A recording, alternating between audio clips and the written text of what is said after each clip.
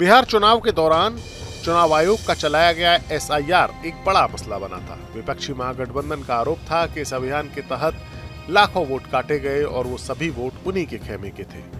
बिहार में विपक्ष की हार से सबक लेते हुए यूपी के मुख्य विपक्षी दल समाजवादी पार्टी के चीफ अखिलेश यादव सजग हो गए हैं। उत्तर प्रदेश में 2027 में विधानसभा चुनाव होने हैं और उससे पहले एसआईआर को लेकर जमकर सियासत हो रही है। समाजवादी पार्टी चीफ ने एसआईआर की समय सीमा बढ़ाने की मांग की है। सपा भले ही एसआईआर के मुद्दे को लेकर बीजेपी को घेरने की कोशिश कर रही है, लेकिन उसके चीफ अखिलेश यादव जमीन पर भी अपनी तैयारी शुरू कर चुके हैं। अखिलेश यादव ने एसआईआर की प्रक्रिया में अपने पीडीए के प्रहरी उतार दिए हैं, जो प्रदेश की हर विधानसभा और बूथ पर अपने समर्थकों के वोटों को लिस्ट में डलवाने का काम कर रहे हैं। सपा नहीं चाहती कि बिहार की तरह यूपी में भी उनके साथ इस तरह का खेल हो जाए।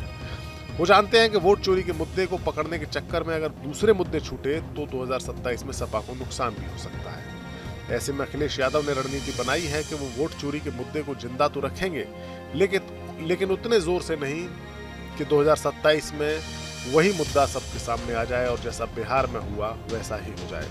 जिस वक्त बिहार में एसआईआर चल रहा था, तब कांग्रेस ने वोट चोरी को लेकर प्रेस कॉन्फ्रेंसेस की थी और प्रेजेंटेशन बनाई थी। नतीजा ये हुआ कि एसआईआर की प्रक्रिया तो पूरी हो गई, नई वोटर लिस्ट भी बनी और पहले से ज्यादा वोट भी पड़ गए।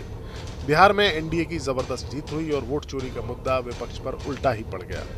अखिलेश ने अब बीच की लाइन लेते हुए एसआईआर पर निगरानी के लिए पीडीए के प्रहरी तैनात किए हैं। यूपी में सपा की स्थिति भी मजबूत है। पार्टी ने 403 सीटों पर अपना संगठन तैयार किया है। कार्यकर्ताओं के नाम पर भी अच्छी खासी फौज जमा है। ये पीडीए के प्रहरी एक तरह से बीएलओ के साथ काम कर रहे हैं, जो पार्टी कार्यकर्ता हैं और बीएलओ की मदद कर रहे हैं। इन पीडीए प्रहरियों की जिम्मेदारी है कि पार्टी के परंपरागत वोटों का नाम लिस्ट से ना छूटे और किसी दूसरे के झूठे वोट ना जुड़ पाए।